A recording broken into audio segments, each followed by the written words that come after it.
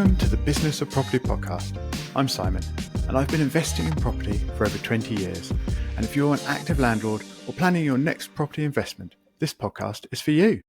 Last week, I looked at how much it actually costs to purchase a simple, minimal buy-to-let investment property in 3 locations across southern England. Now this week, I've got 3 more locations, but these are all a bit further north in England. Although not quite as far north as we could go, they're not all the way up to Newcastle and such. So they're very north for me, but some people may not consider them fully north. But anyway, we'll see how we get on.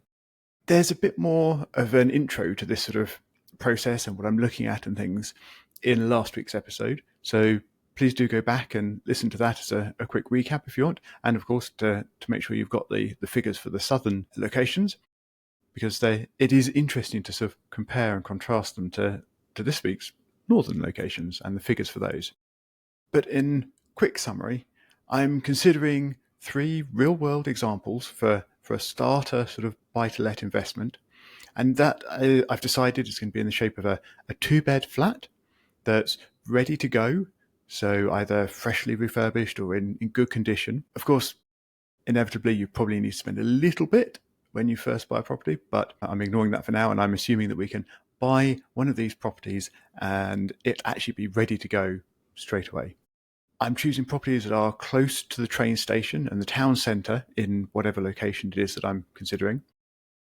I'm not really using sort of suburbs of some of the bigger places, but I'll come on to that a bit later on as I talk about each one. But I am trying to find a property that's in a sort of okay area. So I don't want to find a super cheap area that might be perhaps a bit concerning to invest in. But I'm also not looking for a sort of luxury area that's going to be really expensive and at the higher end of the market. So I am trying to find that sort of sweet spot in the middle, and we'll see how I've got on. Unfortunately, I'm not very familiar with the locations I'm talking about today. So I may have struggled a bit more to find that sort of sweet spot and the correct location and correct pricing. Hopefully I've done okay. I've certainly spent quite a lot longer researching these properties for these locations, and it's actually been quite fascinating looking around the different cities and towns and locations that I've been considering, and indeed the ones I've specifically chosen. So hopefully I've done an okay job at that. However, if you're listening and you think my numbers are wildly wrong, or even just a little bit wrong, please do feel free to let me know. You can email me on show@thebusinessofproperty.com. So my 3 locations for today are Manchester, which for Greater Manchester, which as I mentioned earlier, I'm not really considering. I'm not looking at the suburbs and things. I have focused on staying in the centre of Manchester. However, for Greater Manchester, it has a population of about 2.9 million and apparently an average salary of about 31,000 a year. Next up will be Leeds. Now, obviously, that's not very far from Manchester, but it is a smaller city of only 800,000 people and a slightly lower average salary, apparently, of just £30,000. Now, my third location is a bit further away, and it's actually moving a bit further south again, and this is Derby. And this is a smaller location again. It's got a population of 260,000, and now this actually just sort of pushes out a bit around the sort of main area of Derby into some of the sort of surrounding suburbs and things again. But interestingly, this area has a higher average salary of £36,000. So that's just to give you a little bit of an idea of the locations, the sort of population density and the kind of area that we're looking at, and particularly with the sort of salary comparisons. So let's dive straight into the property figures themselves. And first up is Manchester. Now, here our flat costs £300,000. As last week, I'm assuming no discount from the listing price, just to keep things simple. Obviously, that may not be realistic, but hopefully at least it provides an even comparison across the locations. For this flat, the estimated rent, thanks to Patma's rent estimation, is £1,500 per month. So that means that we should be able to get a full 75% loan-to-value mortgage of £225,000. And that leaves us purchase costs of £1,000 for solicitor fees, £2,000 for mortgage fees. Again, as last week, I'm assuming a slightly higher interest rate for the mortgage and allowing for lower fees. Now, of course, mortgage rates do fluctuate over time, and I'm sure they've changed a bit between last week and this week. I have kept the mortgages consistent for comparison across the 2 weeks. Next up is stamp duty, £17,500 for this property. And of course, those are all just expenses that are just gone once we purchase the property. The deposit, however, which of course is the equity that we get to keep in the property, we're going to be putting in £75,000 for this property. Now that's a total of £95,500 of cash, of capital that we would need to be putting into the purchase of this property. And what do we get for it? Well, given the rent, that should give us an ROI, a return on investment, of about 2.1%. And that works out as about £170 in cash per month before any taxes and things. Now, considering this is a flat in central Manchester, so it's a big city, obviously not as big as London, but it is a big city. And I am looking at a property that is really right in the centre, right near the main Piccadilly train station of Manchester. And if you were to consider the equivalent in London, the costs would be enormously larger than these figures. So I think it really is quite interesting that it's a property right in the middle of the city, and yet, certainly by southern standards and other comparisons I've looked at elsewhere, it's actually really quite affordable as a property. Next up, we have Leeds. Now here, our flat is a lot cheaper. We're looking at a flat that costs just £180,000. Of course, the rent is also lower, and we're looking at rent of £1,100 per month. So again, this should be enough to give us a full 75% loan-to-value mortgage, which is £135,000. We've got a couple of purchase costs that are just the same, £1,000 for solicitor fees, £2,000 for mortgage fees. Stamp duty is, of course, cheaper at only £9,000, and the equity that we're buying in the property with our deposit of £45,000. That's a total of just £57,000 in order to actually purchase this property. Of course, that is a bit more than half of the Manchester one, but it is significantly less.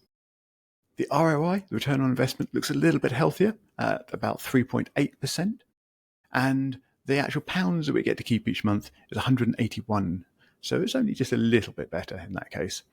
So not much better in terms of actual cash pounds each month, but because we're putting a lot less money in, the return on investment is that bit higher. Now, third and final location for this week, Derby. Here, our flat costs almost as much as Leeds. The one I've chosen is £170,000, and the estimated rent for this particular location was £1,050. So again, just very slightly lower than Leeds, but not very much. We should be able to get a full 75% loan-to-value mortgage again, £127,500. We've got £1,000 of solicitor fees, £2,000 of mortgage fees, only £8,500 on stamp duty, and our deposit is just £42,500 for this one. So we get to put in slightly less cash than Leeds at £54,000 in order to buy this property. Despite the rent being a little bit lower, because we've got that lower purchase price or lower investment amount, then the return on investment is again a little bit higher at 4.9%. And the pounds we get to keep each month is also a little bit higher at £219 before tax and things like that. Now, I think all these figures are quite realistic, but again, they would only be real if you're self-managing. And that's because I haven't included any agent fees. So you would need to be local to the property. You would need to be actively managing it yourself, finding tenants, dealing with any issues, etc. If you were to run these properties with an agent, for example, if you had to run them remotely, then that would definitely be necessary. Or if you don't have time to self-manage, or you just don't want to be worrying about the hassle and the effort involved in self-managing, then in that case, we've got a bit of a problem. Because the Manchester investment would actually be underwater. You'd be losing money every month. Leeds is barely afloat. You get a few pounds a month, but not a lot, and you'd be looking at 0.something% ROI. Derby might just manage an ROI of around 2% with an agent involved. and you would manage to keep a few pounds profit each month, but it's not going to be much. They really don't work out all that well. So buying a fairly average flat for the asking price in any of these northern locations seems to be quite tricky to actually make work as a buy-to-let. This really isn't what I was expecting, as it seems to be sort of the accepted wisdom that investing in these northern locations is the way to do buy-to-let at the moment. Southern England's just too expensive, so go north and you can invest up there, and buy-to-let works brilliantly. Except I don't really see the evidence for that in these particular scenarios. So perhaps you just need to root out the bargains a bit more, or choose your local area within these cities a bit better. Perhaps you can't go for central Manchester. Perhaps you have to look at the suburbs. Perhaps you need to look at properties that are beyond a mile away from the train station. Perhaps you do need to move into some of the cheaper areas. I'm not quite sure what the answer is, but certainly picking properties close to the centre of these locations in reasonable areas that are already done up and don't need investment in refurbishment and things, I don't think really does work that well. Maybe just in Derby, but I'm not convinced, especially when you haven't got as much capital in there to help fuel the capital growth. But I will come back to capital growth and capital gains in a future podcast where I'll revisit these locations and the ones from last week. So speaking of last week again, if we compare the results from this week to last week in terms of purchase and returns, perhaps we shouldn't be looking at the north at all, but instead looking at the southwest. And if you want to know why, then pop back to last week and make sure you've listened to the figures I run through there. If you found this as surprising as me, then let me know. show@thebusinessofproperty.com. And please do tell a friend about this episode. I look forward to speaking to you again next time.